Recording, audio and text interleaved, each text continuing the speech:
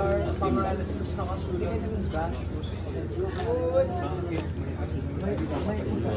85 look na ba? 85 looks. I can explain you, Calix. I thought you would like them. I thought you would like them, Calix. What did you say? What did you say? Ang gawa-gawa lang. Bakit ang daming chaser dito sa kama? Ang gawa-gawa sa ganyan. Na, okay lang. Kahit pa na ganyan. Uy, gawa-gawa. Gawa-gawa daw yung bird. What did you say? Verse 1. I give up. Parang hindi pang yung bag mo yun.